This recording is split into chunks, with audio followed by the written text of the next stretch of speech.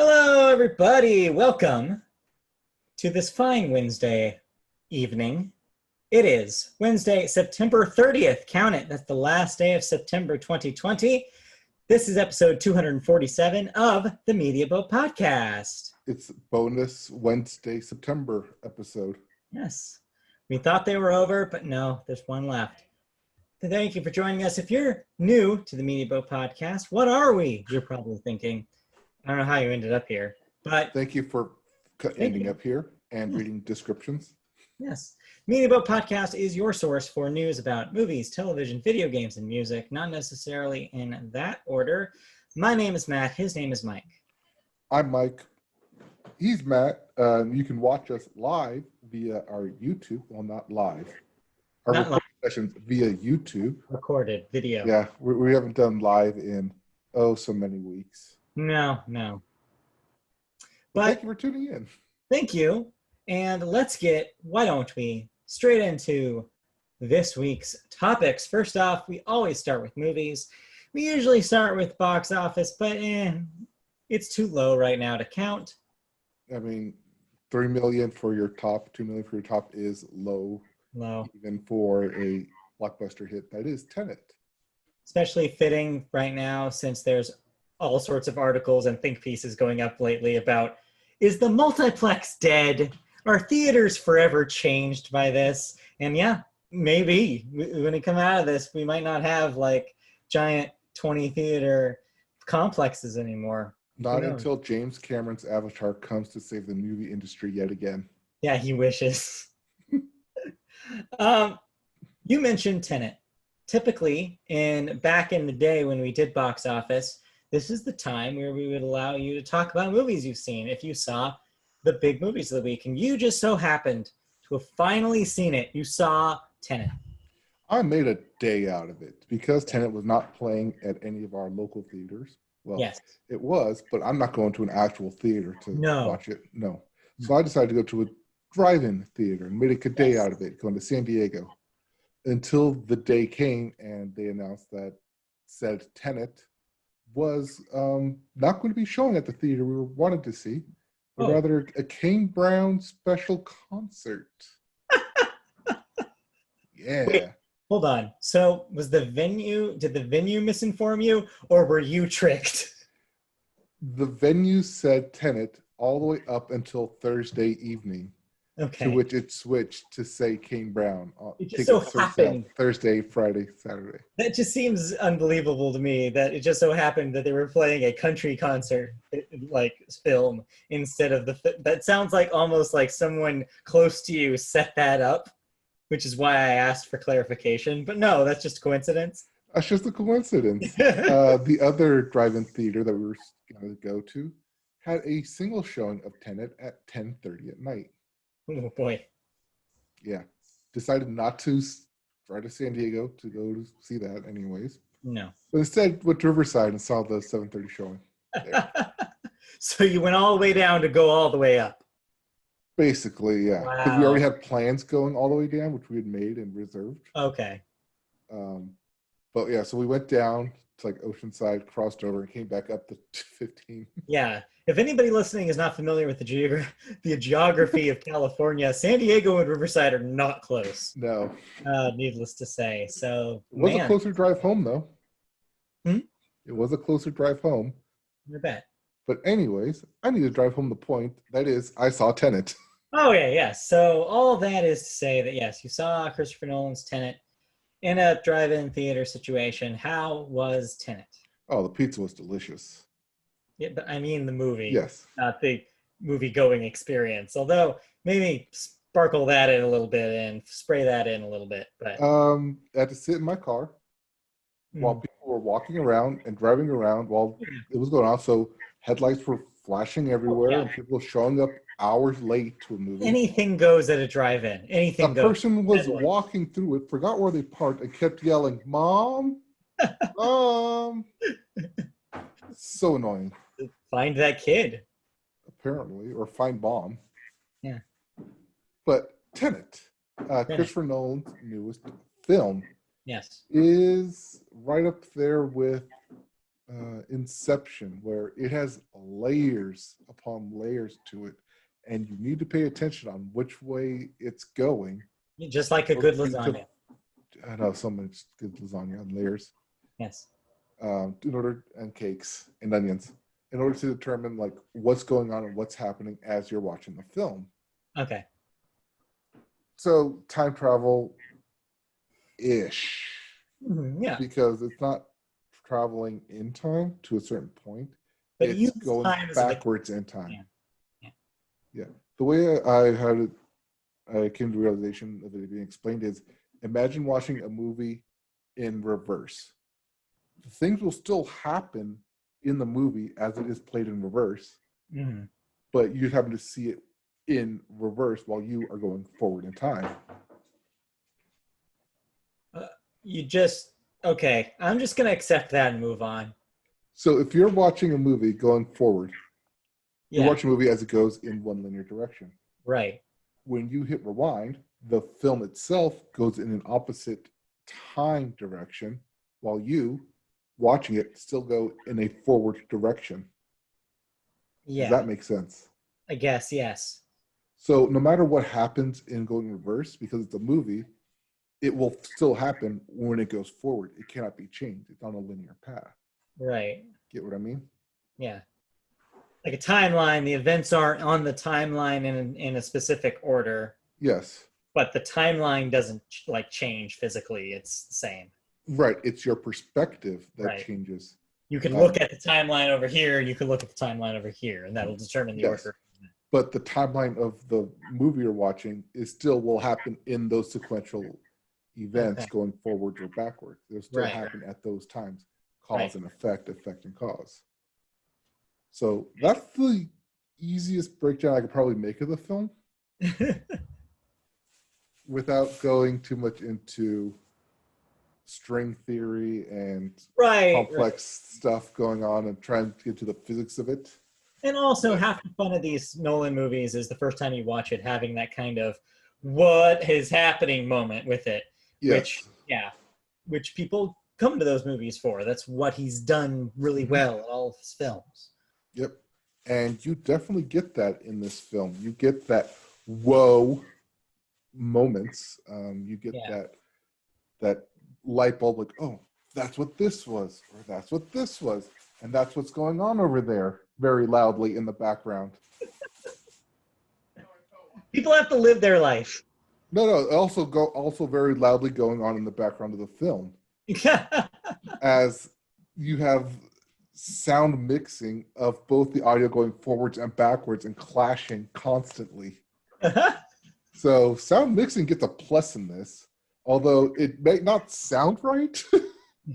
Because you're not used to listening to things in reverse. Also, I want to point out that sound that you heard in the drive-in is probably not what Christopher Nolan intended on that movie to sound like. Right, because it's coming out of the speaker in my car, not out of the 11.1 IMAX Dolby Atmos surround speakers. What I'm saying is, viewer/listener, keep that in mind.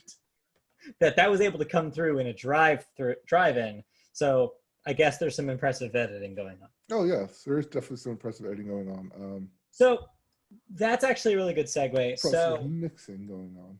Now, I realize that you've usually been very kind to Nolan's work. You've been a fan, I guess, in the past. But those who are detractors of his films, usually the two kind of arguments you see is, one, they don't hold up for future viewings. So that's kind of a point I would like to ask you, is if you think this is a film that will benefit from future viewings, like second, third, fourth, or whether the charm of it will wear off, like, say, Interstellar. Or and the second thing is how much of this is a technical showpiece and how much of the story is there? Like, does the story matter, or is this just a whoa, I'm watching this and saying whoa kind of thing, and not really something like the characters you care about? I think the story whoa factor goes hand in hand with the rewatchability factor, because I'm going to point to another Nolan film here,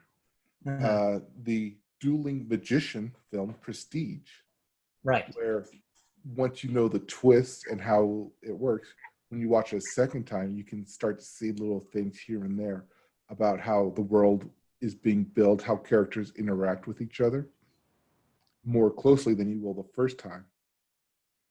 Similar with, I'm going to put another Nolan film here, Inception, where once you understand where each character is at with the layers and what their timeline is, you can go back and watch it and have more of an understanding of why each character is doing when they're doing it and character motivations. Yeah. Whereas when you watch it the first time, you do get that rushing whoa factor. Yeah, that makes sense. But the action pieces are very, very amazing and very, very well done. Cool. It's something that is definitely the film spectacle, which Nolan is known for, and like it's one of those things where you have to see this sequence on the big screen. Do you though? And that was going to be my follow-up to that is, after seeing it on a big screen, do you really, really think that all the to-do that Nolan has made about this is the only way this film should be seen kind of thing, do you have any stock in that after seeing it now, like to the extent where you would convince people to go out and risk, their health to see this? No, but I would convince people who, in a 5-year anniversary when this gets released, 10-year anniversary when this gets re-released, to go to a theater to seek it out and watch it the way it was intended. So you don't think so you're saying this, you still think that it will lose something in a home viewing? Yes, I think I lost something in a car viewing. Yeah, I mean, yeah, that's fair. But like, yeah, even if you have, say, a nice 4K TV with surround sound, do you still think that it's not going to be the same experience? I think from there, your only upgrade is to IMAX. Okay. And seeing the big 90-foot floor-to-ceiling exposure that is a Nolan film. And do you know how much of this is filmed with IMAX cameras? Is it from the behind the scenes? No, it's not the whole thing. Yeah, I didn't think so. No, I think Dunkirk was filmed on all IMAX. I don't think this was. At least it shouldn't have been, and it doesn't feel like it at times. Wouldn't think. But like most of the set pieces do feel like an IMAX experience. Okay, so the one thing that you haven't talked about yet, do I care about the characters? Like you've mentioned that it's got cool concept, cool effects, great sound, and a compelling story. But what's going on here? What's this about? When your protagonist's name goes nameless and is listed in the credits as protagonist, yeah, you get that reaction. So what you're saying is the reason why you haven't brought it up there is because it's not there. Because when I left the theater, I couldn't remember anyone's name. I could just remember the actors. Which is a knock on the film for sure. Yeah. That's why you're seeing a lot of negative reviews for this thing. Why you're getting a pretty middle of the road consensus is because, that's also what I've seen, which is like, people are like, yeah, I guess conceptually there's something happening here. The lights are on, but I don't know if anybody's home, per se. Right, which is why you also get the opposite view of this was amazing. It blew my mind so much I can't think straight anymore. I have to go see it again. This reminds reorientate myself. Yeah, this reminds me a lot of, partially Interstellar, which I think people now, in retrospect, look at as the weakest of the Nolan over so far. Mm-hmm. And then it also reminds me, speaking of Avatar, how everybody was like, man, it was a cool experience, but it's kind of just Pocahontas. Ferngully.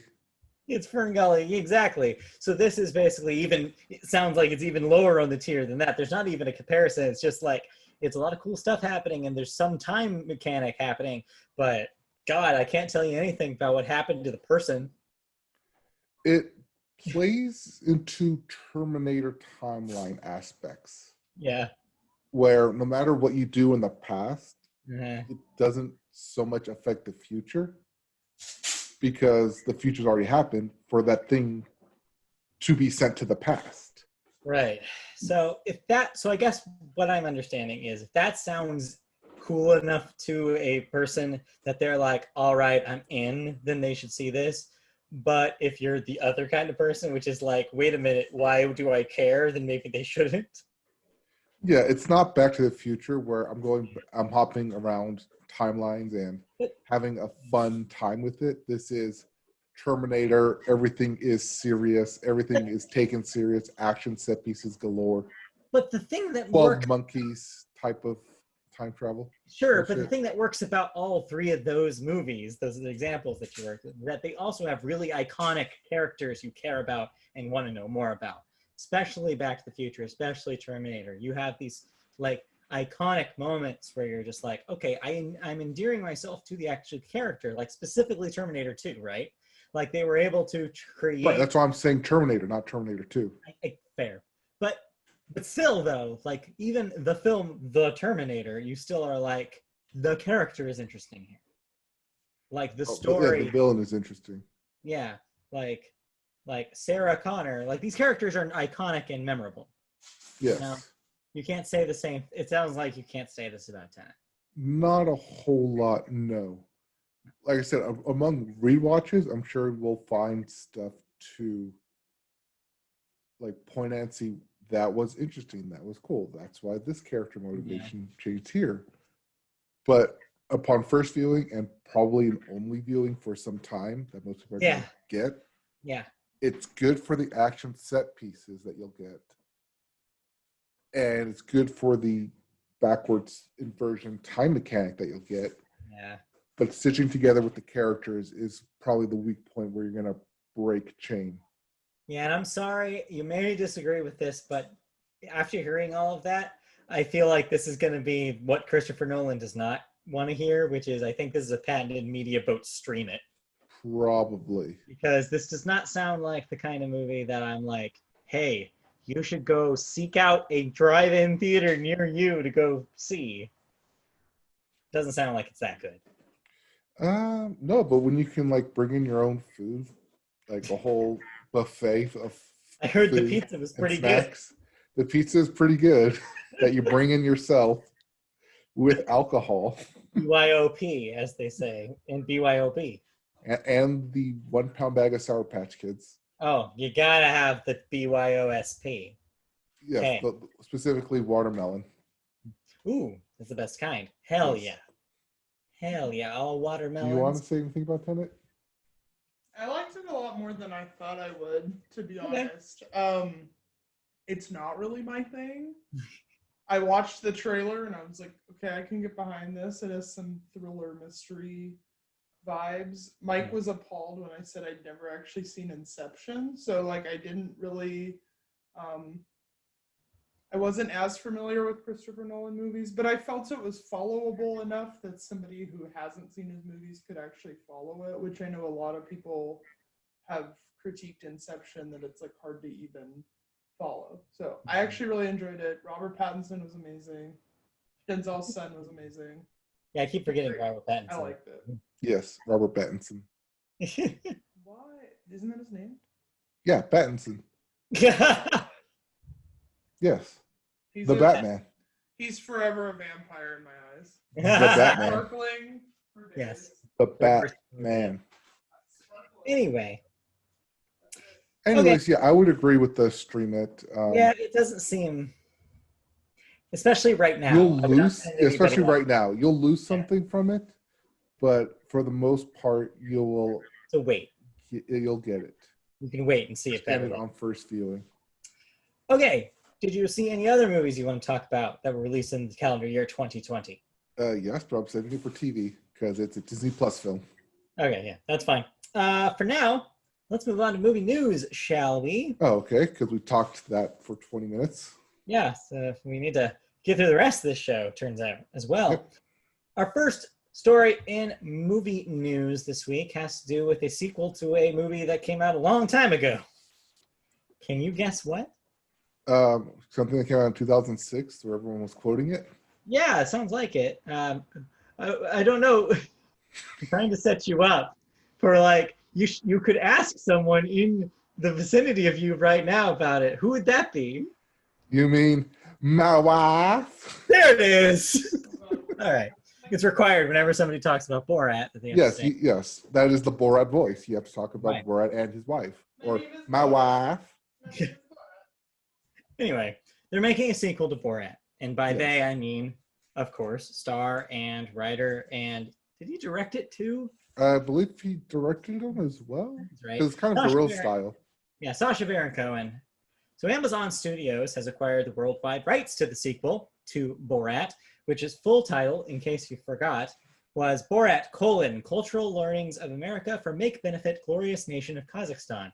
I know that you included in this here in this story to make me read the whole thing, so I had to do it. Yes, but also because the title for the sequel was released. Yeah, we'll get there. Yeah, we'll get there. The film, which of course stars Sacha Baron Cohen as the title role once again, will premiere late October, so about a month from now, on Amazon Prime. The Borat sequel is the first movie made during the shutdown. We reported on this, in fact, when we mentioned that he had showed up at the occasional public event. Yes, dressed as Borat. People were wondering, oh, what's this for? Turns out for a film, which most people kind of guessed. Yeah. It was shot surreptitiously as quickly as coronavirus shooting restrictions were eased and unions were in agreement on a return to shooting. When that happened, Baron Cohen and his team were filming the movie the next day with a minimal crew. So they never really stopped, I guess, is what this basically suggests. I think it was thought of and developed before filming. Right. And then once, like, the day one, when restrictions were lifted, they're like, okay, let's go film. We have everything in place. Right. Figured it out. Mm-hmm. So he rushed, of course, to have the film ready because he wants it out before Election Day. That's key. The title of the sequel is officially Borat: Gift of Pornographic Monkey to Vice Premier Mike Pence to make benefit recently diminished nation of Kazakhstan. Sorry. Yes. That's a lot.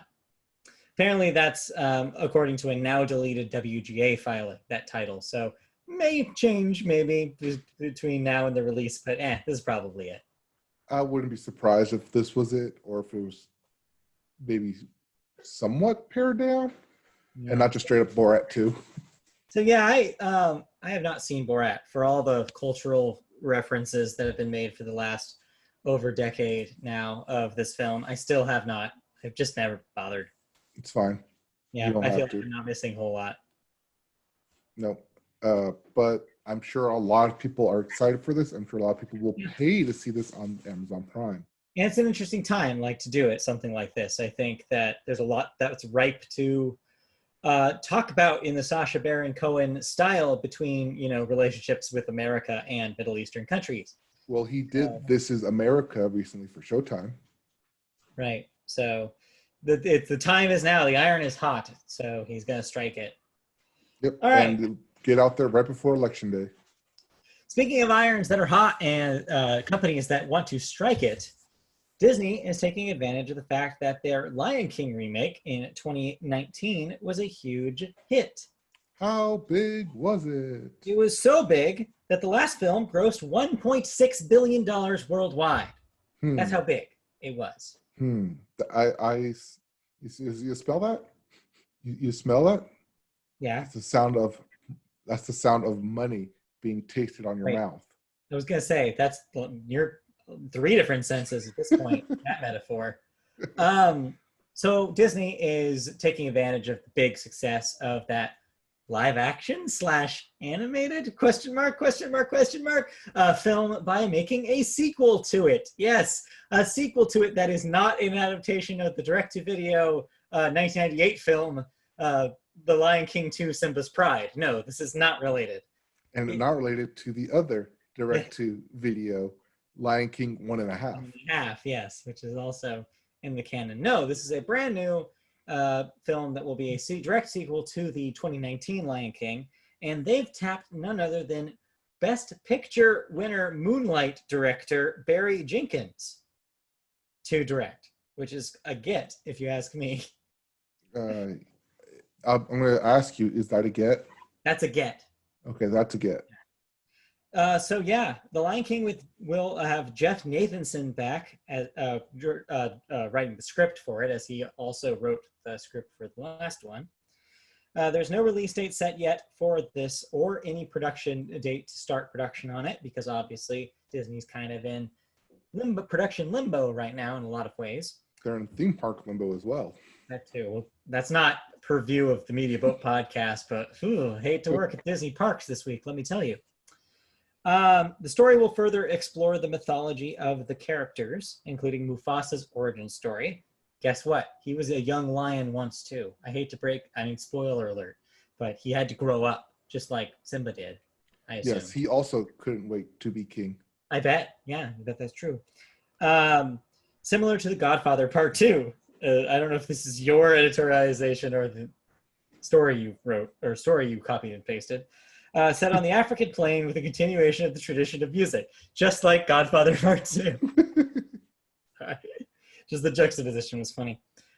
Film will continue with the photorealistic technology that director Jon Favreau used, but no word if the star-studded voice cast from that film will all return. So no guarantee that you'll get your Donald Glovers and your Beyoncés back for this one. Especially if you age them up the 1 or 2 years. There's no maybe. need. Yeah, there's no need for some of them. Right. It depends on how much money they get for it, who they want to cast in the other roles as well, because you're not going to have James Earl Jones voice a young Mufasa. No, that doesn't make any sense. You have to recast that character for sure. Somebody out there is probably excited for this, somebody who really enjoyed that adaptation of The Lion King, but this seems like a cash grab to me. Not unless the story is really that good that they're going to be telling here. The emotionless method of the photorealistic lions just doesn't do it for me. So you're a pass on this already? I'm already not interested because I wasn't interested in the last thing. So why would I be interested in this will be an original story. Yes, but if you already took the story of The Lion King, which worked, and adapted it in a new method, that's telling me that the method is the thing that's broken, not the story. So if you're telling me that you're putting a new story with the same method, you're still losing me. So change the method acting. Yes. If you're going to do a sequel to The Lion King, make it like The Lion King that people liked. And yes, I realize $1.6 billion sounds like somebody liked this, which is why I'm saying not for me, but somebody will be happy with it. Yes. Also adjusted for inflation. Yeah, that too. Anyway, anything else that you want to say about the world of film before we move on? Nothing yet, because new movies still not happening. At least not till next week, maybe. Maybe, yeah. It looks like we have some releases coming out on the 9th. Yeah, it's next week. But until then, nothing is happening in your local movie theater. Until then, the balcony is closed, as Siskel and Ebert used to say. Okay, now you have to explain who Siskel and Ebert were for everyone who doesn't know. There's no time, Zoomers. There's no time. Let's move on to television, and we always start television with, of course, the Sports Corner, because as of right this second, sports are still happening. Sports are currently on. Baseball is happening. Yeah, even though we're looking at the end of 3 sports this week and the coming weeks, respectively. So let's talk about it. Why don't we?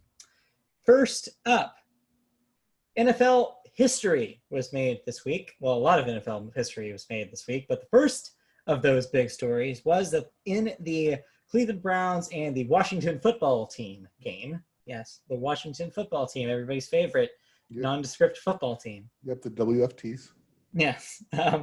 They made history this week as they had the first match to feature a female coach on both sides, as well as a female ref all at once. Yep. Almost as if it was planned that way. Well, yeah, but still cool that happened. Yeah, it goes to show you that little incremental changes are happening on the sidelines in the sport, which is cool. Yep, that ceiling is being broken of glass. Yeah. Always good to see. Yep. Denver Broncos had a little bit of a digital trickery this week by adding 2,000 citizens of South Park. Yes, not digital trickery. Wait, what? They were cardboard cutouts. Oh, okay. I didn't actually see this. So it's even stupider than I imagined. Okay, awesome. Cardboard cutouts of characters from South Park? Yes, 2,000 characters from South Park Are were there in the stands. Are there 2,000 individual characters in South Park at this point that they can have? Probably. Were there repeats? No. When you count like special one-offs like Man Bear Pig and Scott Malkinson. When you say 2,000, that seems like too many. But maybe. Yes, but when you realize that the Simpsons have way more than that. Yeah, that's what I'm thinking. Is like, I don't know if there's 2,000 Simpsons characters, but I guess maybe. Mm-hmm. That seems like, I don't know. To fact check this. Like they had pictures. They showed everyone. Okay. Well, regardless, that happened. Yeah, this was in anticipation for the return of South Park, which is tonight, Wednesday, with their 1 hour pandemic special, which we will have thoughts on next week about it. Yes. And then the last thing, of course, we have to talk about in football is, of course, the biggest news story of the football week, which is all about it finally happened. Speaking of things being broken, the COVID seal on the NFL got broken this week. You had your first NFL player that reported positive, and a Falcons CB, AJ Terrell, and then that's Falcons cornerback AJ Terrell. You have a CB here, not QB. That's your yes. No, that is correct. Cornerback, not quarterback. Oh, sorry, I misheard you. Yeah, yes. Cornerback, not quarterback. Cornerback. Yes, this is a defensive player. Yes, and then you thought his name was CB AJ? No, I was saying Falcons CB. AJ Terrell. Okay, it sounded like you said Falcons CBAJ. No, I know what a cornerback is. Okay. In case that's what you're trying to accuse me of. But that, of course, let the floodgates open, because shortly after that, the Tennessee Titans, basically said, we're compromised over here, guys. So the Tennessee Titans happened after their game played. Yeah. But yeah, we went 2 weeks without a positive test, and then the Titans all of a sudden out. Got 9. So they postponed their games moving forward until. Read the little blurb below it. Yeah, so we'll see. If you want to jump to the whole Titans story, then, because that's basically that's what I intended on doing. I don't know if you did have that separated out. Yeah, I do have it separated out. Okay. Well, let's just jump right into it then. Let's just talk about that real quick while we're in sports. Tennessee Titans had 3 new player positives and 5 new personnel positives for COVID. Both Titans and the Vikings, who hosted them on Sunday, will suspend in-person club activities starting on Sunday. No Titans coaches or players can be in their practice facility until next weekend. This has resulted in Saturday. This coming weekend. It would have been next weekend on Sunday when the story was reported. Right. This has resulted in Sunday's game between the Steelers and Titans being postponed. They are considering all options to reschedule, either to Monday night or even Tuesday, possibly. This will be based on test results later to notify personnel on start of Thursday night's game. So we'll know maybe by tomorrow night where they stand. Right. They may do a double Monday night game. It's possible. They could do an afternoon game. Yeah. Because no fans. Some day football. Yep. I love some day football. This does throw a wrench into fancy players. Yeah. For either team. Yeah. So plan accordingly. And this continues to go to show you that it turns out that everybody thought that the basketball and hockey bubbles were wild, but they totally are the ones that worked. They're the ones who have gotten 0 tests, 0 positives through their entire series. Yeah, I mean, playoff system. Baseball and football kind of, they tried the more open approach, and they got the results. So like the experiment failed in their cases, but the experiment succeeded in basketball, which is right. Crazy. And the only time that players in the NBA got positive tests were when they left the bubble. Oh, yes, that's key. Turns out bubbles work. Let's move on and talk about those other bubbles, shall we? Control. That's too much control, isn't it? Yeah, tell it to the Pac-10. You and the president. You and Mr. I saved football, unquote. Oh, I cracked up at that. Jesus Christ. So, again, not in the purview of this podcast, but that debate last night. Oh, well, we'll get to that in the thoughts. I have no words. Well, no, we have thoughts. We have thoughts. We'll go to thoughts. I don't know if we should talk about that. Well, it's down there in thoughts because it's happened on TV. Anyway, let's talk about sports still, because that's a good still. Yes. In this hell world. Okay, so moving on from football into the basketball bubble. The Lakers and the Heat are your NBA finals. So get ready. Miami, Los Angeles. Yep. Also, real quickly in basketball news, the Clippers fired Doc Rivers, head coach. Yeah. So. So much. We have an opening. So much for that. So much for that. Like a bit. Again, we talked about it briefly last week, but so much for that big game that the Clippers talked before the season started. They went up. They lost 3-1 lead. Yeah. You can't do that. You can't do However, that in playoffs. Congratulations to the big talk that the Lakers made, because, the LeBron-led Lakers pretty much guaranteed a spot, and they made it. They did the thing they said. When LeBron sits out a year, he's on vengeance. Yeah. Also, I saw a hot take on Twitter this week. I don't know if you saw this going around, where somebody was like, hey, after the amount of NBA Finals and postseason appearances LeBron has, can we finally call him better than Jordan? Yeah. And I was like, maybe. If he wins the championship, I would consider it. Yeah, might be the case. Mm-hmm. Because he's done it with different teams, whereas Jordan did it with the same core teams. So it's not, it's a hard comparison to make, I think, because their eras are so different. Yeah, but the more LeBron wins championships, the easier it is. It's going to be. Yeah, I feel like, in another 20 years, you're going to have the LeBron James documentary series on ESPN that talks about how great he was and how he was the greatest of all time. Just wait. We'll see. That would be broken down into 3 parts, a trilogy of teams. Yes. Where it starts with the decision. Yeah. No. The decision is the end of Act 1, where he leaves Cleveland. Right. Yeah, that's key. To go to Miami to win his first championship. Yeah. And then the decision to go back to Cleveland. Right. In the second movie. You're already writing this in your head. You should just make this. I should just make it. It goes well with my Michael Phelps film that I'm making. Yeah. Called Greatness. Where it's 8.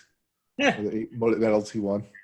This is your project for the next 2 decades of your life. Start it now so you can sell it to ESPN. Where some 15-year-old kid will grow up to play future Michael Phelps. Right, yeah. That's not even alive yet. No, Michael B. Jordan will still play LeBron. Somehow. Also, wait a minute. Isn't a documentary somebody is playing LeBron James? Yeah. LeBron James is going to age out by the time that happens. You see the footage of The Last Dance of Michael Jordan is kind of great, though. He's just this old man smoking a cigar and drinking whiskey. That's what $1 billion will do. Yeah, that's what it'll do. And I picture LeBron doing that. LeBron's got to buy himself a NASCAR team first. The last step in the career. Okay. What the last ride. But that's not the only finals that we're approaching rapidly, as baseball is in the postseason, long last. Yes, the great October. October baseball. Yes, is here, and along with it, October baseball. And I'm going to say that if your team is not in the postseason, I'm going to apply baseball rules, which is that they're all in party time right now. So they are all partying, and they cannot stop until play resumes. That's how it is in baseball, and imagine it's the same for baseball. So, for example, your Angels are in party time, and so Mike Trout is just constantly doing a keg stand at the moment. He can't. He has a baby now. Just because he has a stand with the baby with his legs while he's doing the keg stand. Trust me, he's he's a very good athlete. He's gonna place the baby in one of his 7 Gold Glove awards. Yeah, exactly. The baby's just chilling in the award. It's very comfortable. Sucking on a silver slugger bat. Exactly. Yes, all those things. Probably getting some sort of terrible disease from those things, but that's okay. No, you wipe it with Clorox. Because he earned it. All right. But baseball, yes. Some of your teams, though, did make it. If you're a fan of any of these, all right, then who am I rooting for? So here's the lineups. Here's what we got. Here's the face-offs. The Rays versus the Blue Jays. The Indians versus the Yankees. The Twins and the Astros. The Athletics. A's, sorry, without the apostrophe, I thought the word as was there. It confused me. You need that apostrophe. They're the A apostrophe as. They're the Athletics. Yes. The A's and the White Sox, the Dodgers and the Brewers, the Padres and the Cardinals, Cubs and the Marlins, the Braves and the Reds. That sounds like way more teams than usual. That's because there is. It is. Yes, we went no over team is getting a bye week, right? A bye from the first round. So you know what that round is always. Yeah, first round is best of 3 games. So win 2 and you move on. So you know what this means, of course. The alarm's going off, and that means, hey, if you're undecided, it's time to jump on the Dodgers bandwagon. Just like last year. Just they have room. They ordered the super stretch limo. They have room. Yes, there's plenty of room on the bandwagon / stretch limo. Join on. Mm-hmm. You can order your Mookie Betts jersey through the MLB shop. It'll arrive in 2 days. Yes. Don't go through Fanatics. It will be hung up and lost. Yeah, it sounds like you're speaking from experience on that one. When you're trying to order a jersey for a birthday and it says it will arrive in time and then gets delayed a week and then another week and all of a sudden the birthday's gone. So you cancel said order only to order it on MLB.com and it arrives 2 days later. This seems complex. So good luck, I guess, if you're trying to get merch. I'm just saying, don't use Fanatics. Yeah, that's good advice. Yes. Lastly, in sports, though, the other bubble in hockey, you also had finals, and I say had because those already happened. Yes, the cup has been lifted. The cup has been lifted. The Stanley Cup is now the property of the Tampa Bay Lightning, if they are your champions this season. Yes. Suck it, Dallas Stars. Yeah. Suck it, Anaheim Ducks. Yeah, but we knew that. But we already knew that. This also means so much they didn't even play in the bubble. Yes. This also means that the NHL draft is coming up in a week's time, I believe. Yeah. It's either this Friday or next Tuesday. Soon. Or the other, but soon. Well, that does it for sports unless you have anything else to add, because sports, like I said, half of them are ending soon. So right, and it's literally the only new things that are happening on TV, at least like the next week. Yeah, at least, which is actually a good segue, because at least until this coming week, because something is going to happen this week on television. Network TV is, throw up huge quotes around here, returning. Yes. We have the fall season, unlike any other fall season we've seen before, where basically it's whatever the networks have left that's ready, that's produced and ready to show on television. So one of those returning shows is Saturday Night Live. Back from their Saturday Night Live from home setup, they are prepped and ready to return to the studio. So here's what's happening on the October 3rd season premiere. Chris Rock will be your host with Megan Thee Stallion as your musical guest. I wonder if they're going to let her do WAP or not. I don't think she can because censorship. Yes. Although, is anyone really watching Saturday Night Live anymore? Yeah, that's good. That's a good question. This will be Chris Rock's third time hosting and first as a season opener. NBC recently confirmed that the entire SNL cast from the last season will return. So that includes your heavy hitters, Kate McKinnon, Adie Bryant, Cecily Strong, Kenan Thompson. Right, they were all on the bubble of leaving, but they're all returning for season 46.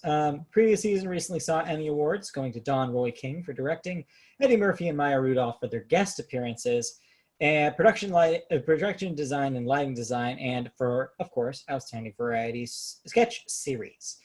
New featured players added to the cast include Andrew Dismukes, Dismux? I don't know how you pronounce his name. He was a former writer, or still maybe current writer, who was making his premiere. Yes. Lauren Holt, who was, I Yes. guess, in something called Hypocrite. It was an award-winning short that has won some awards. And the wonderfully named Punky Johnson. No relation to Punky Brewster, I assume. Again, Zoomers. Although I assume that's where the name came from. Yeah. Who was a guest in something called ZombieCon, which sounds like a web short. Also short film. Got it. So yeah, Jim Carrey, as previously reported on all sorts of different news sites on the internet a couple weeks ago, is set to be a make guest appearances as Joe Biden going forward, which I guess presumably will happen at the beginning of the season. We'll see. Assuming of the season is this Saturday, I assume we will open a cold open with the presidential debate. After last night, that how do you not open, right? They can't not make that the cold open. How do you not? Writers are probably like freaking thanking the comedy gods for that stuff. They just got served a cold open on a silver platter last night. Like, you can't ask for any better material, really. Well, the thing is that they could also be have the literally kind of realize this is what the president said. Right. We're not making this up. This part was real. Yes. Yeah. Although I don't have any faith that them do a good job of any of this. I'm just saying that that's what they will do. Well, I don't think we'll have any famous lines like strategery thrown around. Yeah, I don't know. But speaking of strategery. But yes, so they're being very strategic in the way that they're having the cast and the crew perform this season, because obviously COVID is still a threat, and so they are testing thoroughly. There will be a limited studio audience where everyone will be tested upon entering the building, and a 15-minute rapid test specifically, according to Lorne Michaels. In addition, all 45 seasons of the series so far will start to be available on Peacock. Hey, it's the thing that I said that Peacock needed to have is finally happening, starting tomorrow, October 1st.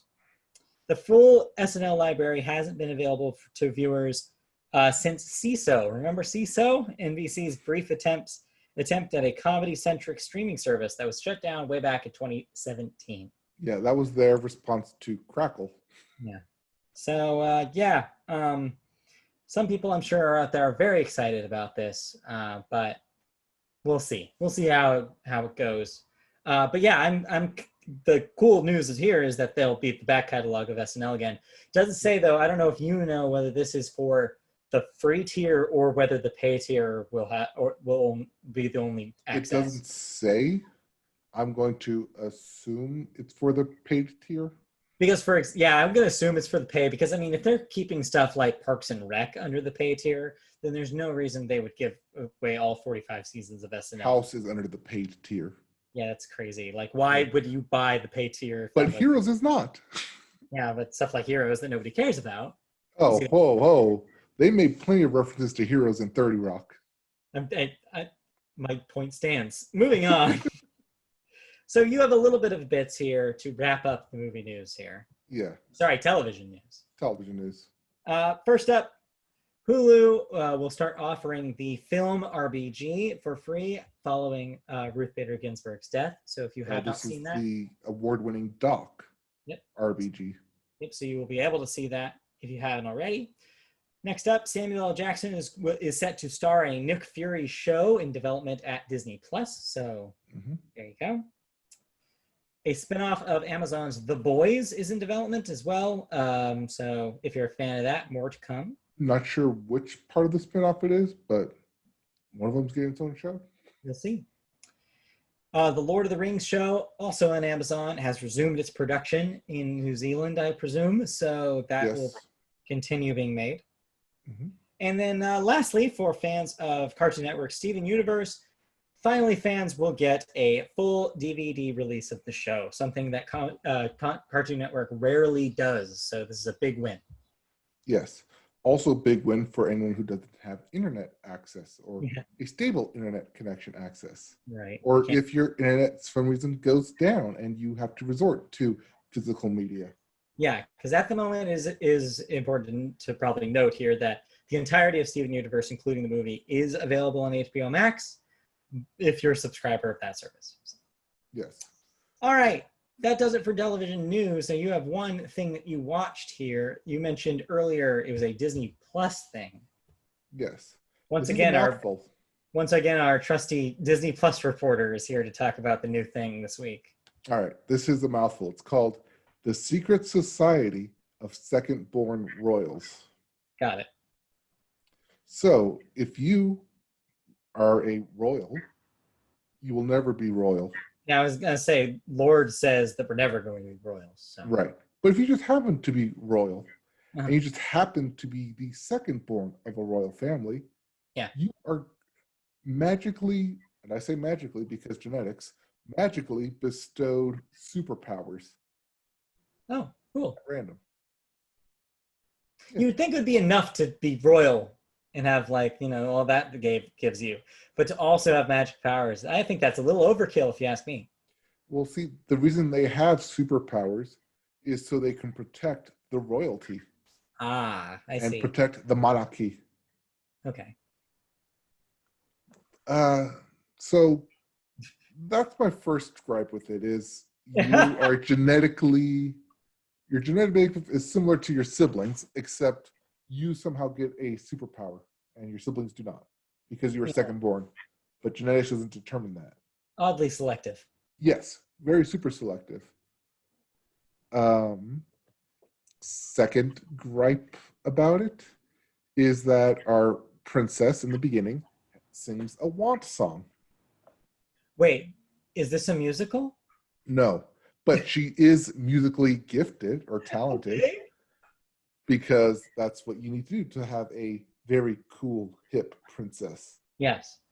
You make them musically talented. So she plays guitar with her groundskeeper's son's friend, who is also her friend. Okay. But only knows it because the groundskeeper, who plays drums. So you're a two-man band instead of a one-man band. Yeah. And so she in the beginning she does a want song, a very hard punk rock duo song of "Down with the Monarchy." Let the people have a voice.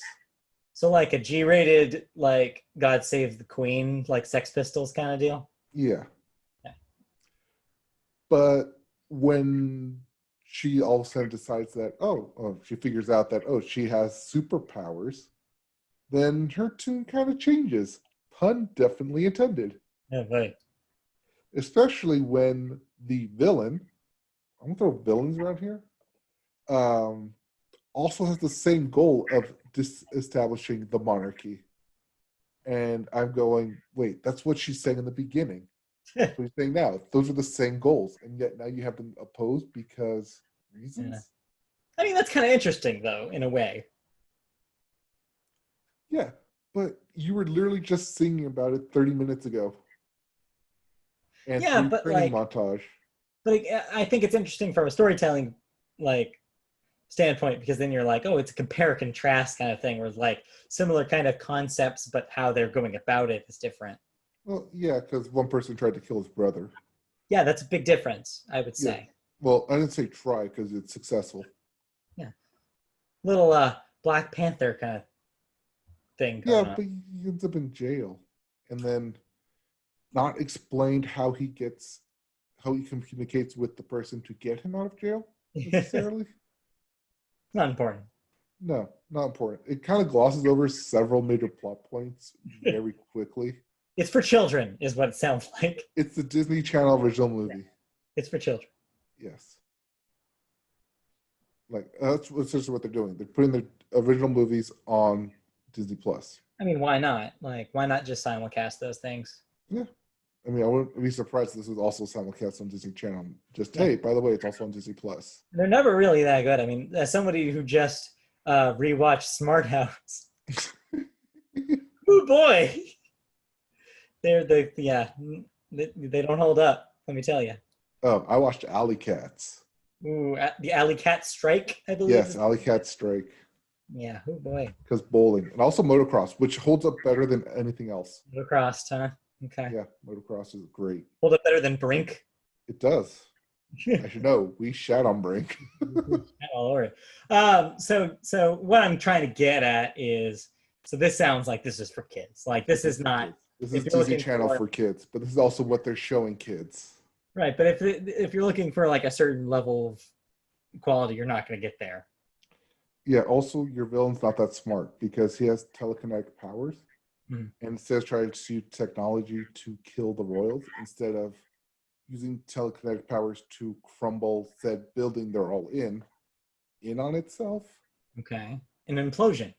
Yes, like use your powers to pull out the cornerstone or something, so it all comes all the load bearing things. Yes, instead of like being too high tech about it.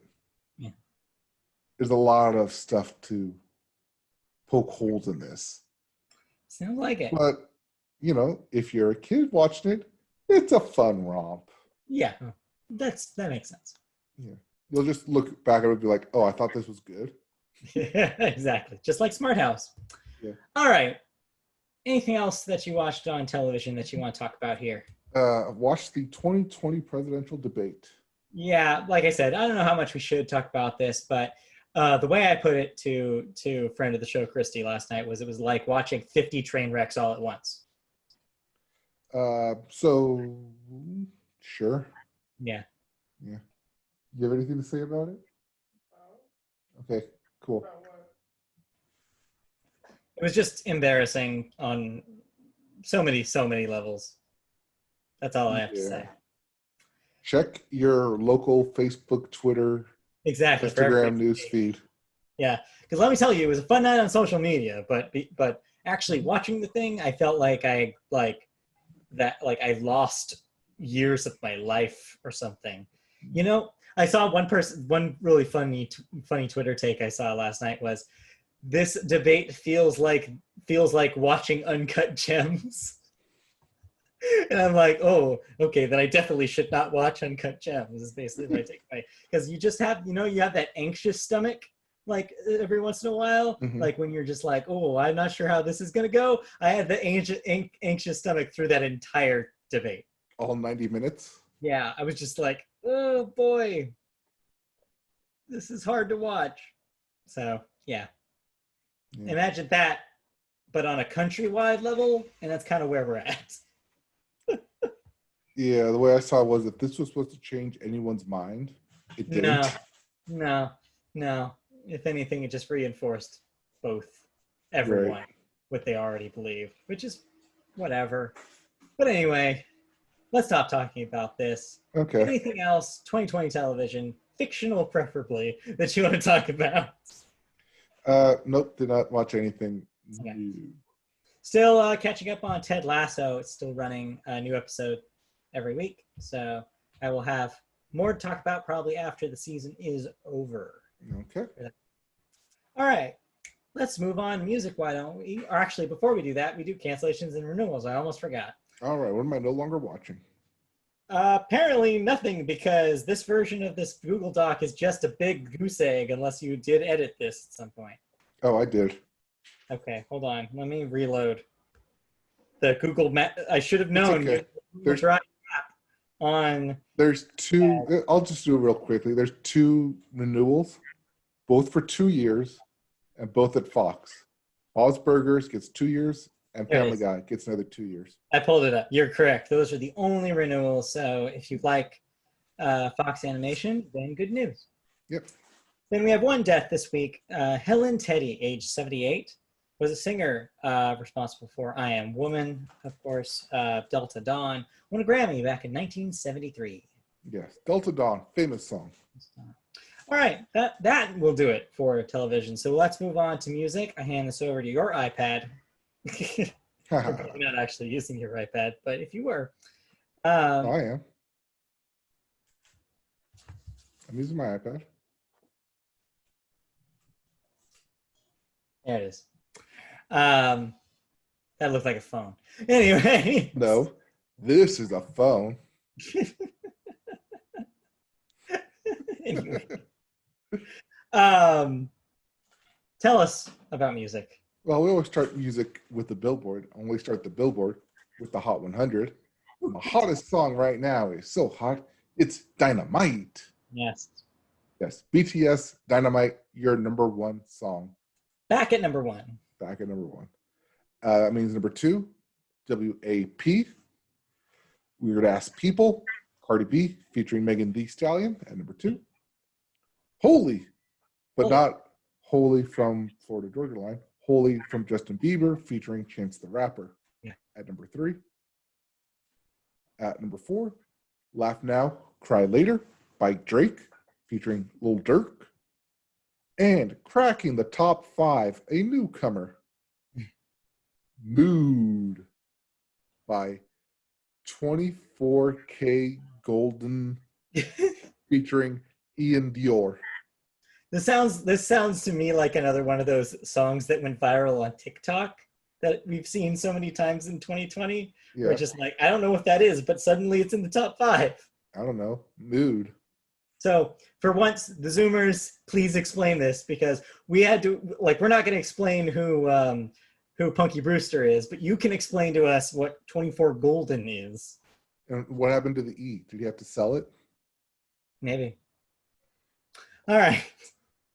Anyways, moving on to our albums chart, your Billboard 200. Yes. Back at the top spot, Folklore by Taylor Swift. Does she get the record now? Yes, that means her return to number one means that she has broken Whitney Houston's record for most weeks with a number one record from a female performer. So there you go. She did it. She's now the record holder. Congratulations, Taylor Swift. At number two, Shoot for the Stars, Aim for the Moon by Pop Smoke. At number three, Top by Young Boy, Never Broke Again. Yes. Media Boat favorite, Young Boy Never Broke Again. Who is or is not broke. Yeah, he just got arrested apparently for drug and firearm possession. So Young Boy Never Broke Again. Probably spent that money too quickly, if you ask me. He should probably go ask 24K Golden for a loan. Maybe. Depends on his mood. Boom. Boom. Number four, Alicia by, yes, that Alicia Keys.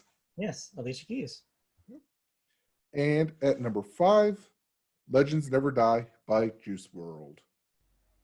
Yep. So some repeat comers there, but a couple of new ones. Yep. If you didn't like any of those albums, we have new releases. Do we? Yep. What do I listen to this week? I don't know what you're listening to, but here are the new releases. Savage Mode 2 by 21 Savage and Metro Boomin. This one, unfortunately, it wasn't a big enough story to actually put in the stories, but just a fun fact, this album was announced by Morgan Freeman as part of like a weird like publicity thing that they did this week. Like his voice announced? Or yeah, like he in person, Twitter. In person on video was, yeah, basically announced this album. So someone paid Cameo for Morgan Freeman to cameo The ultimate on this album. The ultimate cameo here, $1 million cameo right here. We also have The Album by Blackpink. Yes. This is the second time, by the way, we've had an artist release an album called The Album this year. The last time was that Tiana Taylor. Yes, don't be confused. It's still The Album. Fun 2020 trivia for you. Speaking of 2020, 2020 by John Bon Jovi. You almost said John Bovey, which was the SNL parody band that was it was Jason Sudeikis and what's his name? Horatio Sands. No. Yes. Was it? Yes. Was it? Okay. It always is. Yeah, never Bon Jovi. John Bon Jovi. John Bovey. John Bovey. We also have Squeeze Squeeze by Born Ruffians, and that is Squeeze in all caps. Yep. Under the Spell of Joy by Death Valley Girls. I'm sorry, by Death Valley Girls. My best Valley Girl impression. That's terrible, but okay. I don't do a good one. I just said that was my impression of it. You're not from the Valley. It's okay. A Holly Dolly Christmas by Dolly Parton.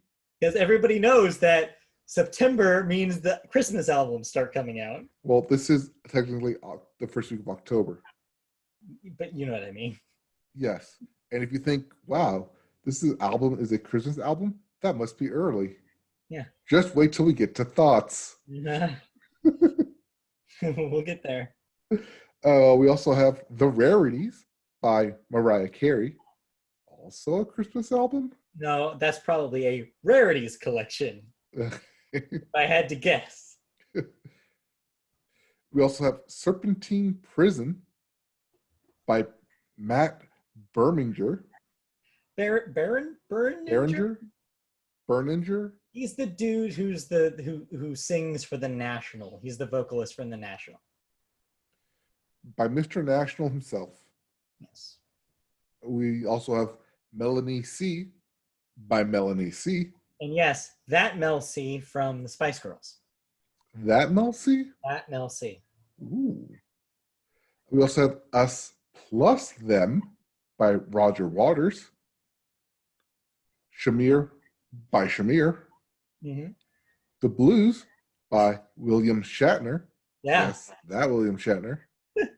And My Life 400 by YG. Yep. Banner week this week. Something for everybody. Something for everybody. Well, okay. Moving on to news. You talked about, or we joked about, Young Boy Never Broke Again. Maybe going broke. Well, he's not the only one. As Lil Yachty was in the news because he was, that Lil Yachty. That Lil Yachty. Was arrested and charged with driving more than 150 miles per hour. That's too fast. Down an Atlanta interstate.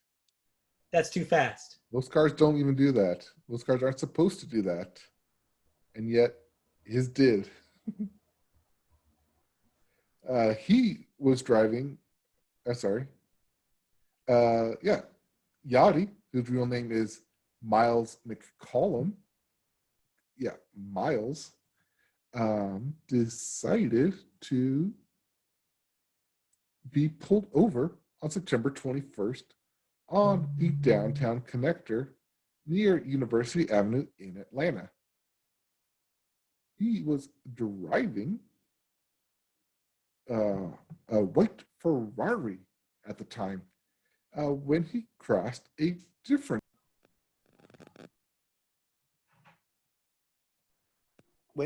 crashed and was pulled over his other Ferrari. It's still recording. It's still good. You just have it like part 1, part 2, if that's easier for you. I don't think I'll go part 1, part 2. I think it just says recording. When we end it, it'll just be one recording. So we'll see, I guess. You'll find out on the back end. Yes. Anyway, so technical difficulties aside, so Lil Yachty crashed, needless to say. Yes, Lil Yachty was pulled over on the downtown connector near University Avenue in Atlanta. He was driving a white Ferrari at the time. In June, he crashed a different Ferrari, a red one, on the same road back in June in an accident in which he suffered only minor injuries. According to witnesses, he was driving at the speed on wet roads at the time. In the more recent incident, Yachty, who is 23 and affords 2 Ferraris, was taken to the Atlanta City Jail, and his Ferrari was given to a friend. He was charged with reckless driving and speeding in excess of maximum limits. So in other words, the moral of the story is no one can stop Lil Yachty from wanting to drive his Ferraris really fast. That sounds like a lyric to the next Lil Yachty hit. Yeah. I'm sorry. The next Lil Yachty hit and run. Ooh. Okay. I liked your moxie on that one. All right. You're gonna go something. Go full. Yeah. Just like Lil Yachty, don't half-ass it. Full ass it. Pedal to the metal. All right. Speaking of going pedal to the metal. Yeah, who else got a pedal to the metal this week? None other than the fastest and the furious himself, Mr. Vin Diesel. Vin Diesel. Yes, Vin Diesel. Yes. Venturing out of the juggernaut that is the Fast and Furious franchise. I don't know why that got me, but it got me. Actor / model Vin Diesel decided to add another / to his name. Yes. / singer. Singer? Yes. As he released his first single, Feel Like I Do, on the Kelly Clarkson Show, before the song was released on Spotify and other streaming platforms last year. Fun fact real quick before you finish the story. I was in that orthopedic / chiropractic office while this was happening. So I did not see the TV, but I heard the TV on, and I was like, this sounds like Vin Diesel, but he sounds like he's promoting something. It was very weird. Anyways. Turns out he was promoting his song. In a pre-recorded message, Mr. Diesel, said he was honored to premiere the song on Clarkson's show, stating that he had admired her authenticity from her American Idol win, back in 2002, through her rise to fame. Yeah. Normally, he would be filming on set for the next installment of the Fast and Furious in Space movie. Yeah. But due to pandemic-related delays, has now found, quote, another creative... Wait, is this Vin Diesel's voice? Yeah. Another creative outlet. Of another way to show you and share with you my heart and my family. I was took it right from my mouth. I literally was gonna make I was like, okay, I'm gonna fit in a family joke somewhere in the story, and you pulled the rug right out from under me. Anyway. Yeah, I just beat you to the jump punch. Yes. Yes. Yeah, I just did it for the people watching the video. Anyway. Yes. As Fast and Furious 9 was set to premiere this year, in fact, back in May 22nd. Yeah. It got pushed back to April 2nd of next year. And we'll see if it makes that date either. It may have to jump through a few buildings to make it. Yeah, we'll see.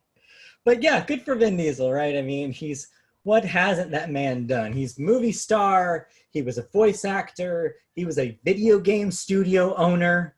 Shout outs to, what was this? Tygon? Yeah, Tygon Studio. And now he's a singer-songwriter. So there you go. What a weird career. What a weird career. For a bald-ass man. You know who else had a weird career? Who? Santa Claus. Yes. How is he supposed to be in people's houses if you're supposed to be socially distant from him? I bet you thought I was going to say Carrie Underwood, and then I said Santa Claus, huh? No, I was prepared for whatever you were going to say. Okay. Well, tell me about Carrie Underwood, because I understand she has a gift for us. Yes, moving into thoughts, and we're done with Vin Diesel now. Carrie Underwood has a new album out. Huh? I'm looking through what was newly released on Spotify, and I see Carrie Underwood put out a new album called My Gift. Now I was like, oh, what? I was expecting that read, but okay. How else do you read My Gift? My gift. My Gift. Okay, so you mentioned that this is a Christmas album. Yes. So I did not expect this to be a Christmas album. I just hit play album and was immediately inundated with a Christmas album. Yeah. In September. Yeah. As I'm driving down the beach on Friday. In like 90-degree weather. Welcome to Christmas. I'm like, oh, this is a Christmas album. Oh, It's only like September 22nd.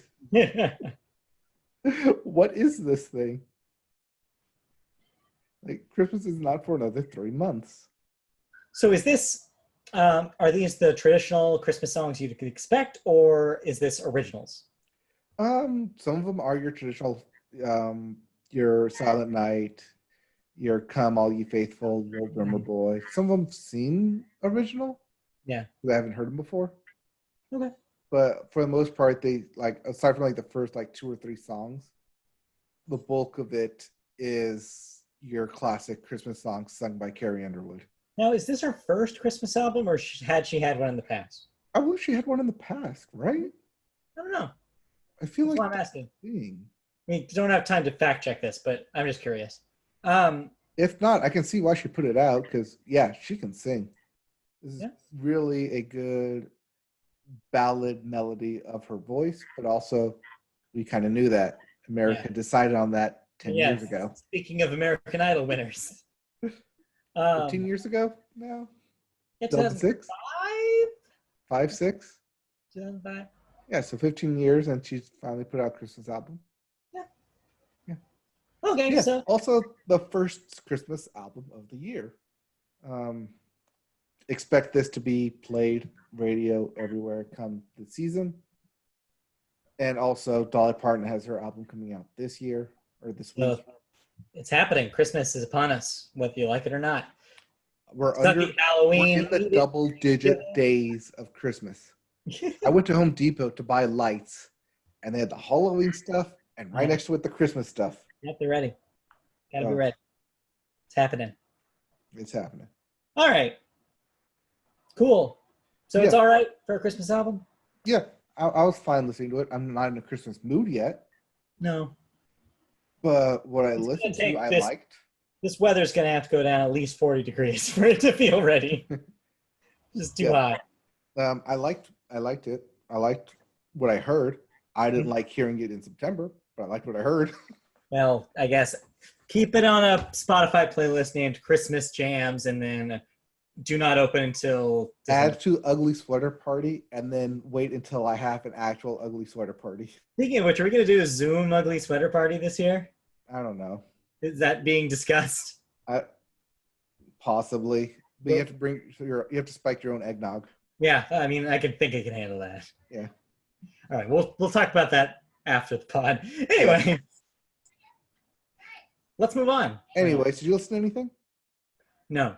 No? All right, let's move right on into video games then.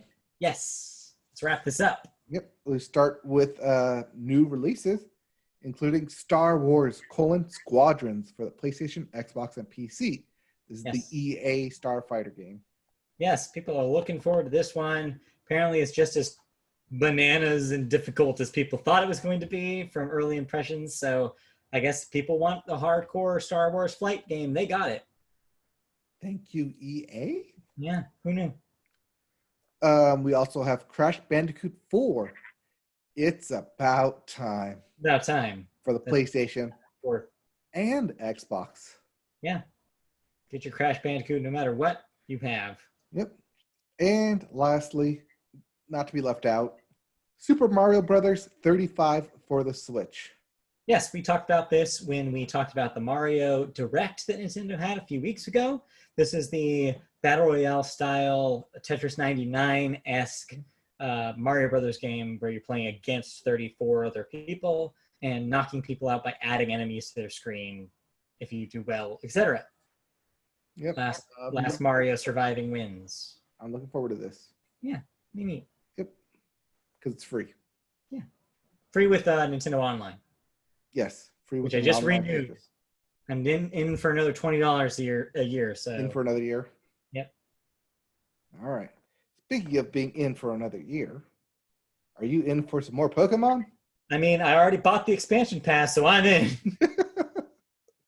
So your pre-purchased expansion pass will now play perfectly into the Pokemon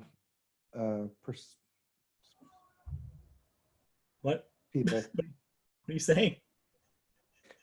People being possibly portraying Pokemon perfectly. Uh-huh. Uh-huh. That's all you got? Please stop. Okay. Please stop. Read the story. Yes. As the Pokemon Company shared the Pokemon Sword and Shield, The Crown Tundra, release date 10/22, October 22nd, in a special video update where it also showed the first new gameplay for the expansion. Yeah.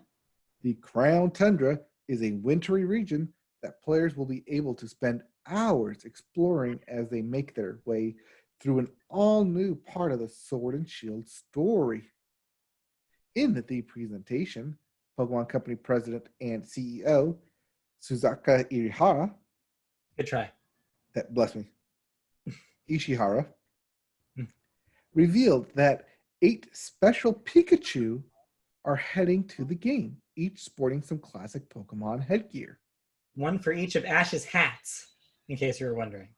Because Pikachu isn't the only new arrival in the Crown Tundra, Ishihara says the new game will grant the series of Pokemon games so far. You skipped a line. I bet I did. It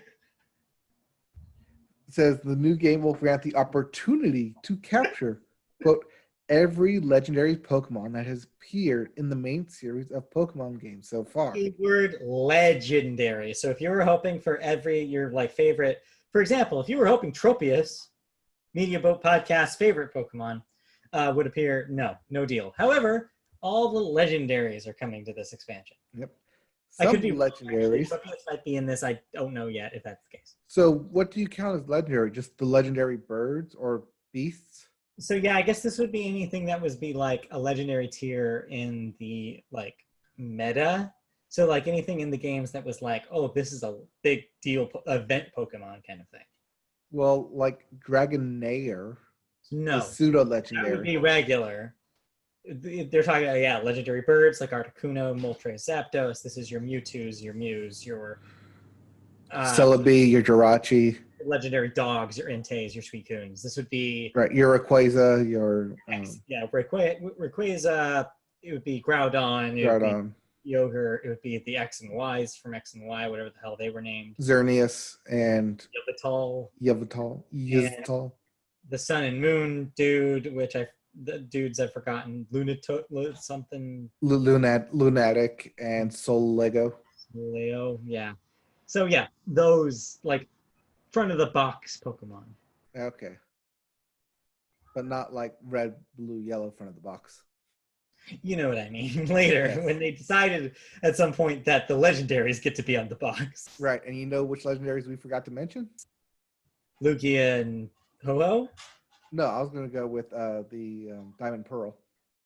Oh, that's because I don't care about Diamond Pearl. I know. That's a really unpopular... Trust me, I know that's a really unpopular opinion in the Pokemon fandom. If you ask the internet, that's the best for Palkia and Paluga. Yeah, you're something like that. That was Palkia is one of them. Palkia, yeah. Palkia. If you ask the internet, that was the best generation. If you ask me, I never finished those games because they were too damn hard. Which one was Black and White? Those two. Actually, the 2 generations I didn't finish were Diamond and Pearl and Black and White because they were both stupid hard when I was that age. Eternius was one of them. I couldn't beat a Pokemon game until X and Y came out. It was Eternius the Sword and Shield. No, Eternatus was the Sword and Shield one. Okay. There's another one that was Eternal. Or no, it was Doom. He was the weird slug-looking guy. I can picture him. He's on the Platinum box. Yeah, but I don't Platinum know box. what his name is. Anyways, we gotta stop talking about legendary Pokemon. Oh, that's Pokemon God right there. I want to eat Pokegod. Oh, Arceus. God, yeah. Yes. I know all about Pokemon God. Latios and Latios. Yeah, they'll be in there. Darkrai. This has now just become us naming Pokemon, so we have to move on. It's okay. We're almost done here. Some legendaries will be limited to either Sword or Shield, but you'll still be able to trade them between the most recent games. Yeah. To find most of the legendaries, you'll need to head into the Dynamax dens that Sword and Shield players should be familiar with. Oh, and also the last thing that's not in this story that I wanted to mention is that this new game will also have new communication features with Pokemon Home, the phone/Switch app, including a new version of Meltan, I believe, that will be exclusive to Home. So if you care, then there you go. I'm Meltan. Meltan. Yeah. Okay. But let's talk about the real exciting video game news that I'm sure you'll get a kick out of. Oh, I saw this news and I was like, yes. And then I told everyone, I was like, yes. This is the one to buy, I think. This is where I'm looking at these games and I'm like, I kind of want to own this. Yes. So if you are still stuck at home and want some social gaming and are sick of playing Among Us on your mobile device, do I have a game for you? Or rather, do I have several games to promote for you? Because I'm probably buying this thing. Oh, yeah. Because it's back. Back. Jack is back. Yes. Back again. JackBox is back. Tell a friend. JackBox Party Pack 7 is here. JackBox Games is releasing 5 new party games with the latest JackBox Party Pack 7, which is set to launch October 15th. And a new trailer just dropped for the 7th pack, introducing more fun-filled friendship testing games that you can play with your pals, including Quiplash, returning in a threequel, Quiplash 3, The Devil's in the Details. No, that's another game. Quiplash 3 is the name of the first game. Right. So there's Quiplash 3. Yeah. The Devil's and the Details, which is described as a collaborative chaos game for 3 to 8 players, where you're a family of devils working together to survive in suburbia. You know, what could go wrong? What could go wrong? There's Champed Up, where you can sketch out absurd characters that battle over unusual titles. Talking Points, an on-the-spot public speaking game where players have to give a speech in response on whatever picture slides appear. And finally, Blather Round is a guessing game where you describe your secret prompt with very limited vocabulary in the hopes that another player will be able to guess what pop culture thing you're talking about, much like Taboo. So here's my take on these games. These all sound great. They all sound stuff that would be way up my alley, but they also all sound like stuff that our friends outside of the two of us will absolutely hate playing. Yes, outside the two of us. So I feel really torn about it because I'm like, as much as this sounds awesome and I want to play the speech game where you have to give an impromptu improvised speech, I know that some people, I'm sure you're thinking of the same people I am, will be like, well, I don't want to give a speech or I don't want to draw this monster. Right. Like I can already see it happening in my head. But for us, it's like, yes. These sound great. That challenge. Give me that surprise. And of course, there's nothing wrong with more Quiplash. I mean, Quiplash is classic. Always down for new prompts for Quiplash, for sure. Yep, Quiplash will forever be the go-to game, which I think is why this thing will sell bonkers, because it's Quiplash. Not even Quiplash. But yeah, I really want to play Talking Points, and I really want to play Blather Round. Those sound really good. Yeah, my only thing about those things is that you have to be in person to talk about them. Yeah, it's going to be hard. Or on a chat. It's not something that normal JackBox can do where you can type an answer in over JackBox app. It's one of those honor system games where the game isn't judging you, the other people are. And yeah, it's going to be hard for doing that on a stream for sure. The speech aspect of it kind of reminds me, remember when we played that game that was like Cards Against Humanity, but it was I forget what it was called, but you had to basically make a speech defending your card. No, it was. I have it. I have the copy of that one, and I forget what it's called. It's somewhere in here. Yeah, somewhere in there. No, wasn't it? Not the voting one, right? Yeah, it's the voting one where you had to make a speech. Oh, yeah, that's what's called, the voting game. No, it was. Oh, well, that's a different game. I'm talking about something else. Oh, okay. No, you're talking about the one that I got you. Yeah, no, I also have that, but yeah, that's something else.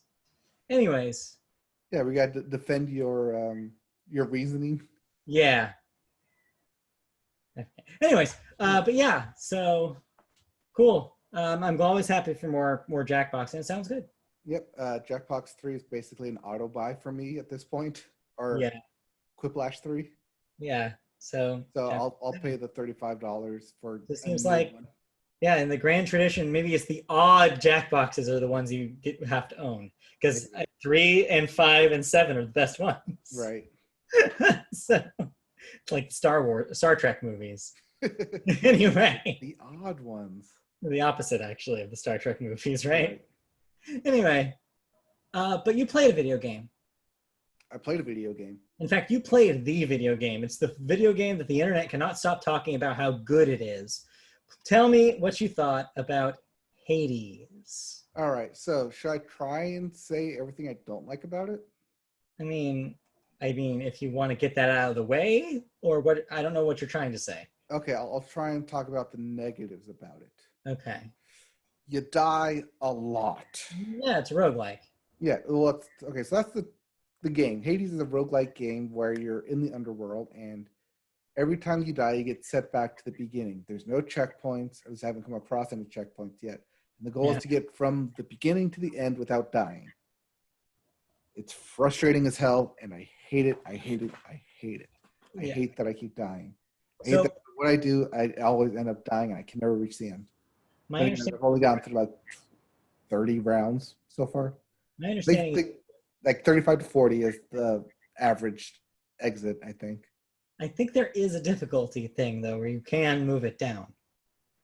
I read that on Twitter last night. Yeah, you can do it for just the story mode, but I'm not doing just the story mode. I'm playing on normal. You're being stubborn is what you're saying. No, I'm playing as the game developers intended. Play it on normal. Yeah, I think that stuff is dumb. I say that difficulty is there for a reason. Take advantage of it. But anyways, I'm frustrated because as I climb the tower, I also trying to fill out the codex. So I never pick the stuff I want and need, but rather the stuff that will help fill out the stuff back at the home base. Right. And that's just frustrating to me. And nothing sticks and keeps. That's a roguelike. So it sounds like you're struggling with roguelike as a genre.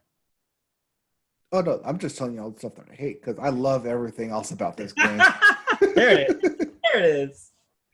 I am in love with this game. I can't get enough of this game. I am happy that I keep dying back because it keeps me back and then level up some stuff, which some rogues don't necessarily do as well. Right. But I love it. The rooms keep changing, so it keeps it fresh. The different gods you meet are very random, so it keeps it fresh. Even with the gods that you meet, talk amongst themselves without talking to themselves directly is a fun, because they always bash or like, oh, you met this person. Oh, you met this person. Oh, how was this person? And then, because I did like eventually get into some stuck places where I couldn't, for some reason, like I kept dying in the same place over and over again, but it counteracted with opening other story elements that I could do. Yes. In order to open those and then do those side quests as well. It is frustrating dying a lot, as you would imagine, but it's counteracted by going back and leveling up and, most importantly, exploring more of the story as you go, because a lot of the story happens at your home base, but you can only get there when you die. So being forced, not necessarily forced to die, but being happy that you died means you can go back and continue more of the story. Yeah. Find out more. It seems like, those things that you specifically shouted out are the things why I think everybody's way into this. Is because it kind of fixes a couple of the issues with the roguelike, which is like you have these games that are maybe in a cool setting and maybe with some cool characters, but because they're constantly restarting, it doesn't feel like a cohesive narrative. It doesn't feel like it's telling a story as much as it is, here's a platform to play a video game. Whereas rather than here's trying to get to the end. Yeah. Use the knowledge you've gained as you've gone across to get further and further. But it seems like the cool thing they're doing here is that regardless of whether you die, the world knows, like it's in context of the world, and so the world reacts to your performance regardless of how much you're actually like going through the levels of the game. Like one example I heard on a podcast today, I don't know if you've encountered this yet, is I guess the first boss, like she will, like if you've cut, like because she's the first boss and you see her so many times, every time she'll say something about like, oh, you again, and that kind of commentary, because I guess you and the lead character and her have some sort of romantic history, and so there's already tension there. And so then what I hear later is that apparently she's also has tension with Hades, and like Hades is like getting to the point where he's like sick of her, and so at some point he will replace her with other bosses there in that first boss kind of place. Yes, the game is dynamic in that way, where things, depending on your interaction with the game, you could have a wildly different situation with that first boss than somebody else. Yeah, that first boss is one of 3 different bosses that you will encounter. Once you defeat that first boss a couple times, because she'll get sent back to the beginning where you are in Hades. Yeah.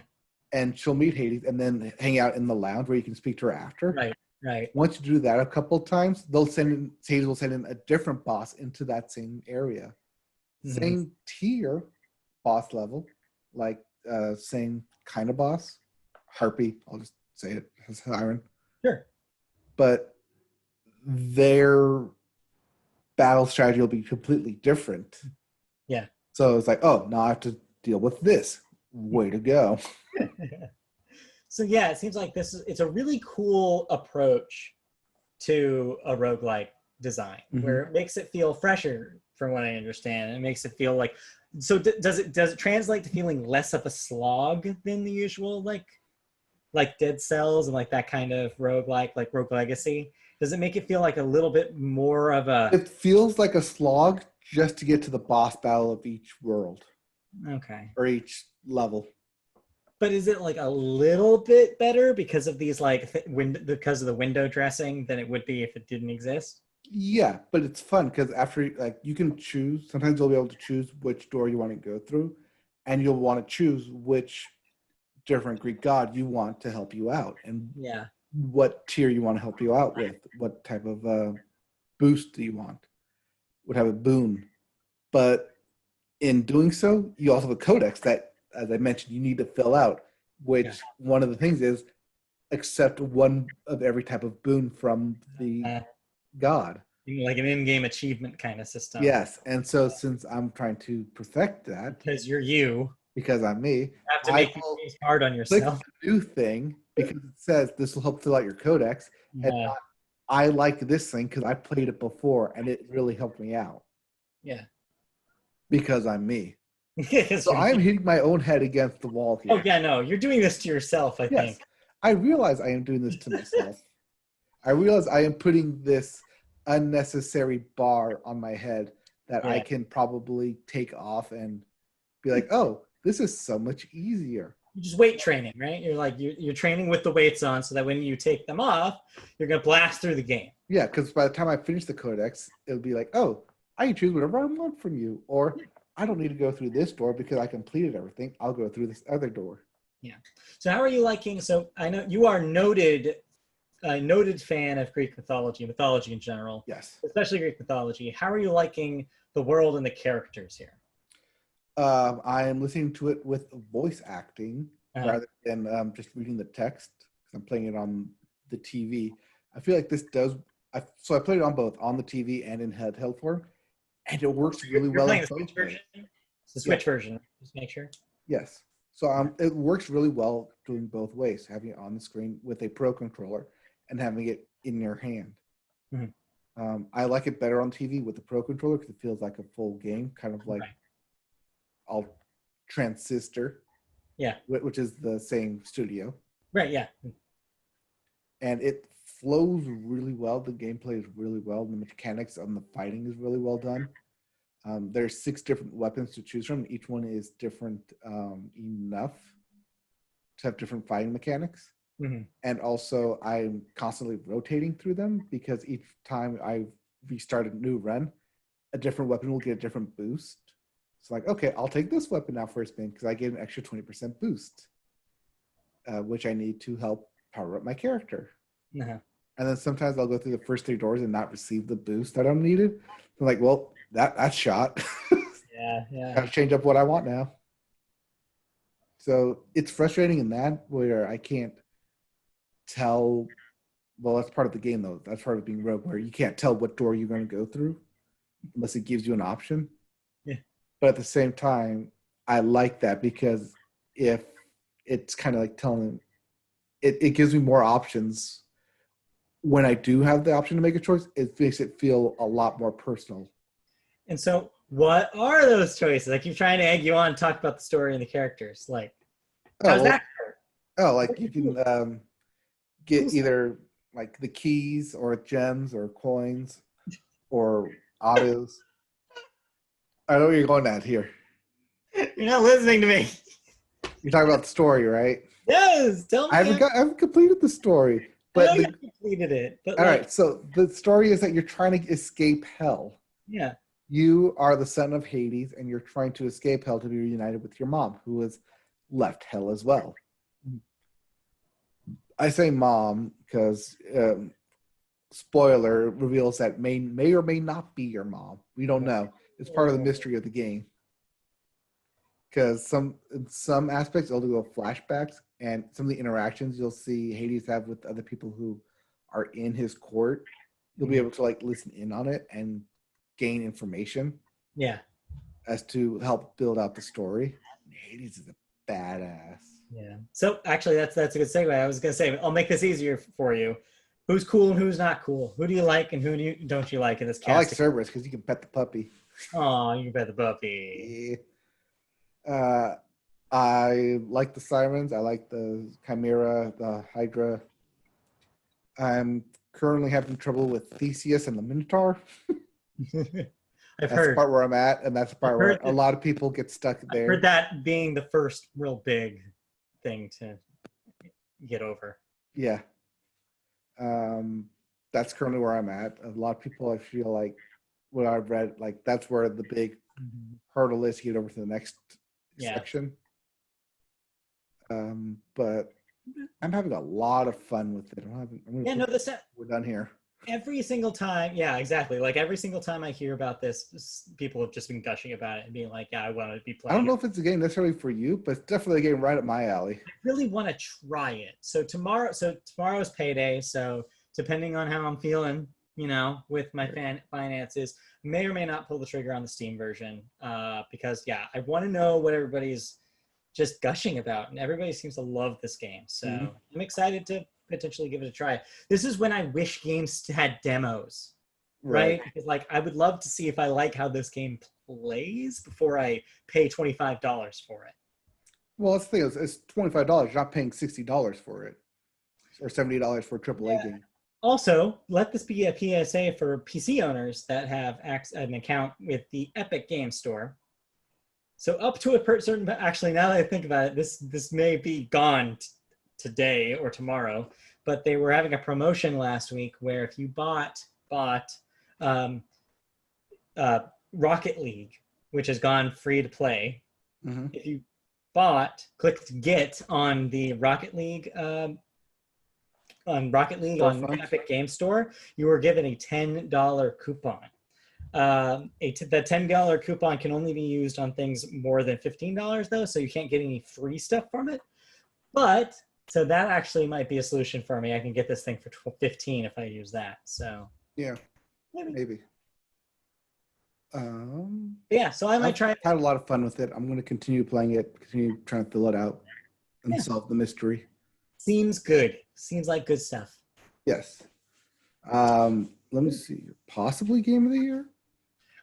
I mean, we're definitely inching closer and closer to having to decide those things. I've already been panicking about music because I'm like, I have too many albums on. Oh, I have too many albums for music too. However, I feel like games are probably going to be easy and movies are going to be easy. I was going to say we're going to have a meeting about movies because there are not enough movies. Well, for you, there's not enough movies. I had an idea that I could float to you real quick. It's not going to take very long after the podcast that I think is a solution. So. All right. Are we done here then with Hades? I think It's definitely a buy it. I think we'll probably talk hack and slash. If you like a hack and slash type game, and if you like God of War in any type of aspect, pick up this game. Yeah, seems cool. Great. Yeah, I mean, I'm sure we'll talk about it more. Like if I get to play it, or like you said, at year-end stuff. Well, this will not be the last time we talk about Hades. I'm sure. No, it will not. All right. Yeah. With that, I didn't play anything else. I played more Mario 3D Collection. I've got 40-something stars in Mario 64. Played 10 minutes of Mario Sunshine and immediately stopped playing Mario Sunshine. So we'll see. I've been playing Hades, obviously. Right. Mm-hmm. I bought that thing on Monday. Yeah, after the football game. And it's just been nonstop for me so far. Yep. Other than that, I've been playing Among Us on the phone. People like Among Us. I know. The 2018 game Among Us. Yeah, 2018, 2020 game of the year. Yep. Anyway. All right, that'll do it. Thank you. That'll do it for us here. Hopefully our recording is saved somewhere. Yeah. We'll find out, right? We'll find out. Like I said, worst comes worst, part 1, part 2. Yep. On YouTube, at least. I don't know about the audio. You're going to have to figure that. You're going to have to splice them together in Audacity or something. Yep. That's for you to figure out. Meanwhile, this has been the Media Boat Podcast. Thank you for joining us. We'll be recorded again every Wednesday night. So we'll have another show for you next Wednesday night on YouTube. Just go to youtube.com, search Media Boat Podcast, and find us there. If you'd rather listen to the audio version, we're still in podcast form on most of your podcatchers, including Apple Podcasts. Just search Media Boat Podcast on there too. We're on social media, Twitter @MediaBoatCast, Facebook. Just search Media Boat Podcast, find our page. You can also find us on the web on MediaBoatPodcast.com, where you can read some of our writing. I'm still posting articles for the podcast as it goes up, so check those out. I have a fun thumbnail from last week's show, which was I got a picture of somebody being blocked from using GameStop.com trying to pre-order a PS5. So go to MediaBoatPodcast.com, check that out. And then last but not least, if you have any questions, every once in a while we'll play video games. Some of those streaming sessions are on YouTube. Some of those are on twitch.tv/MediaBoat, so check that out there.